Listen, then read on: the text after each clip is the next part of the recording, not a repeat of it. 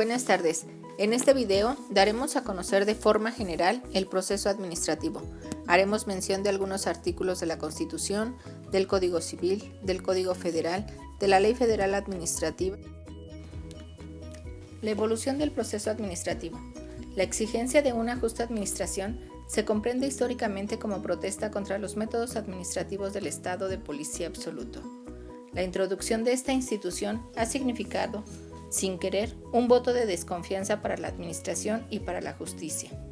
La justicia administrativa era uno de los tres imperativos que el liberalismo aportaba a la política. Los otros dos eran la legalidad de la administración y la autoadministración, que hoy se han convertido en un bien común del moderno derecho administrativo.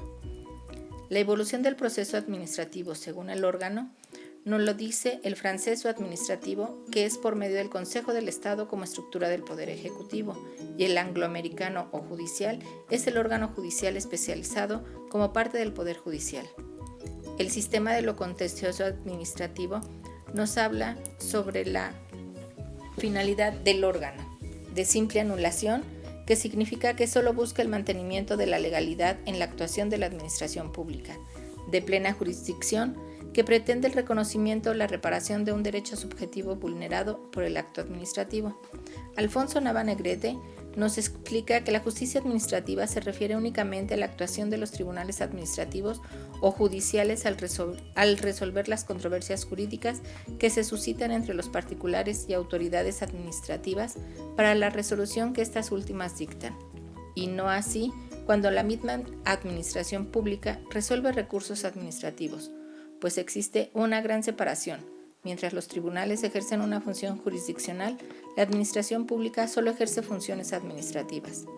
Rafael Martínez Morales nos dice que en presencia de la justicia administrativa, cuando un órgano administrativo resuelve un conflicto que implica un derecho subjetivo, el marco jurídico aplicable para el proceso administrativo es la Constitución Política de los Estados Unidos Mexicanos, la Ley Federal de Procedimiento Contencioso Administrativo, la Ley Orgánica del Tribunal Federal de Justicia Administrativa y el Sistema de Consulta de Tesis y Jurisprudencias, mejor conocido como el JUS. De forma supletoria, nos podemos apoyar en el Código Federal de Procedimientos Civiles del Estado de México. La competencia en materia del Tribunal Superior de Justicia Fiscal y Administrativa nos marca la materia tributaria federal en general, las multas derivadas de normas administrativas federales, pensiones y prestaciones sociales en materia de militares y civiles cuando sea a cargo del erario federal o del ISSSTE, interpretación y cumplimiento de contratos de obras públicas, créditos por responsabilidad contra funcionarios o empleados federales, las materias señaladas en otras leyes de acuerdo a la fracción 15, artículo 11 de la Ley Orgánica del Tribunal Federal de Justicia Fiscal y Administrativo. Las modalidades del juicio contencioso administrativo son juicio tradicional u ordinario, juicio en línea a elección de los demandantes, juicio sumario por cuantía, 5 salarios mínimos elevados al año. Los principios del proceso administrativo son audiencia.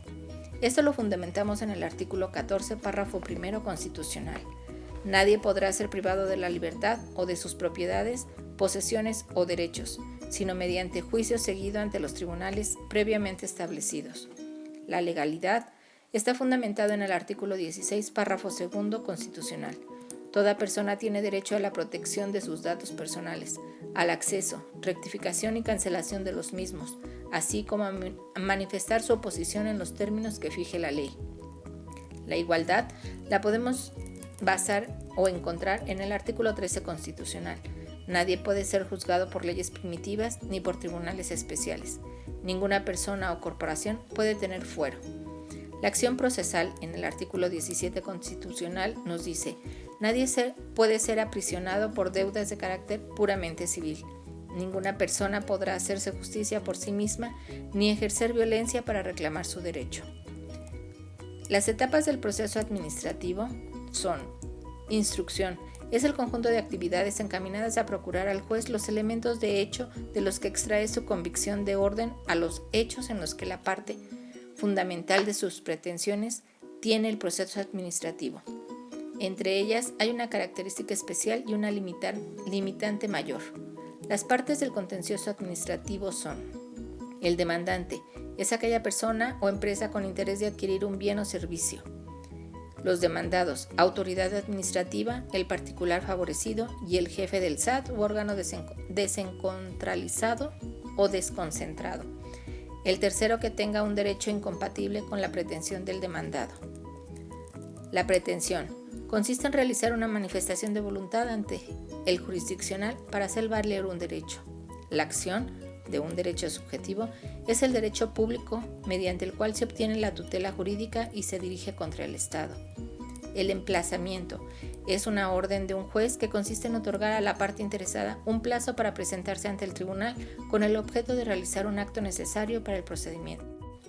La demanda es el acto de iniciación procesal por antonomasia. Desecha, admite y previene. La contestación es el acto procesal mediante el cual el demandado alega todas sus excepciones y defensas respecto de una demanda. Los datos que debe contener una demanda de manera general son: nombre del demandante, domicilio fiscal, domicilio para oír y recibir notificaciones dentro de la jurisdicción de la sala regional competente. La resolución que se impugna en el caso de que se controvierta un decreto, acuerdo, acto o resolución de carácter general, precisará la fecha de su publicación.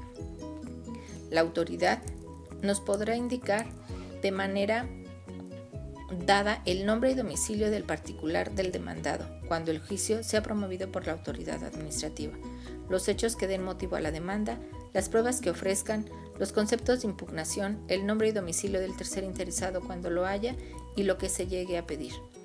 La omisión de datos en la demanda es causa de desechamiento por improcedencia. El requerimiento para que los aporte es de un plazo de 5 días, más el apercibimiento de que no hacerlo se tendrá por no presentada la demanda o contestación de la misma. Los plazos para la presentación de la demanda son: juicio tradicional, 45 días, juicio de lesividad, 5 años, juicio en línea, 45 días, juicio sumario, 15 días. Los plazos que tenemos para la contestación de la demanda son: juicio tradicional, 45, juicio en línea, 45, juicio sumario, 15 días. Los plazos para contestar la ampliación de la demanda en caso de que lo hubiere son: juicio tradicional, 20 días, juicios en línea, 20 días y juicio sumario, 5 días. Hay excepciones y son las cuestiones concretas que el demandado plantee frente a la prestación del actor con el objeto de obtenerse la continuación del proceso, alegando que no se han satisfecho los presupuestos procesales, excepciones procesales, o con el fin de oponerse al acontecimiento por parte del juez. Posteriormente viene la etapa probatoria. El periodo a prueba es una etapa procesal del juicio en donde tanto la parte actora como la parte demandada deberán ampliar y desarrollar sobre las pruebas oportunamente ofrecidas al momento de la presentación de la demanda y la contestación o reconvención de la misma.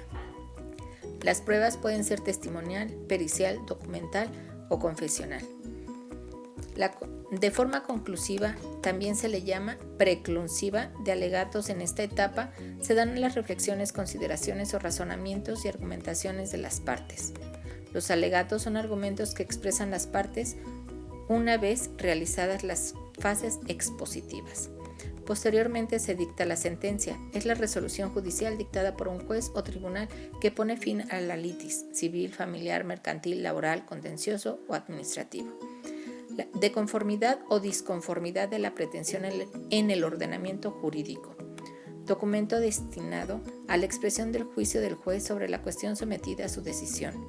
Acto por el cual el Estado, por medio del órgano jurisdiccional, aplicando la norma general en el caso concreto, indica aquella norma jurídica que el derecho condene a determinado interés. Las sentencias las hay interlocutorias que resuelven un incidente o definitivas que deciden la litis principal y ponen fin al proceso. La sentencia firme es aquella contra la que no cabe la interposición de ningún recurso ordinario o extraordinario. La sentencia no firme o recurrible es aquella contra la que se puede interponer recursos. Por el grado de jurisdicción, la sentencia en primera instancia la devienen los órganos de primera instancia, en este caso la dictan los jueces. La sentencia de apelación se lleva a cabo en la segunda instancia, que vienen siendo las salas. Sala regional. Sentencia en casación es aquella que se emite por el Tribunal Supremo pretendiendo casar la causa. Por presencia o ausencia del demandado, son sentencias contradictorias o en rebeldía. El recurso ante el Tribunal Superior de Justicia puede ser la reclamación contra actos realizados antes de la instrucción. La revisión, en caso de que el quejoso o las autoridades responsables consideren de ilegal la sentencia del juez. Excitativa de justicia, por no dictarse la resolución definitiva del juicio durante el plazo legal. Posteriormente, pueden recurrir al juicio de amparo. El amparo es el medio procesal constitucional del ordenamiento jurídico mexicano que tiene por objeto específico hacer reales, eficaces y prácticos los derechos humanos establecidos en la Constitución, buscando proteger de los actos de todas las autoridades sin distinción de rango e inclusive las más elevadas cuando violen dichas garantías. Muchas gracias. Buenas noches.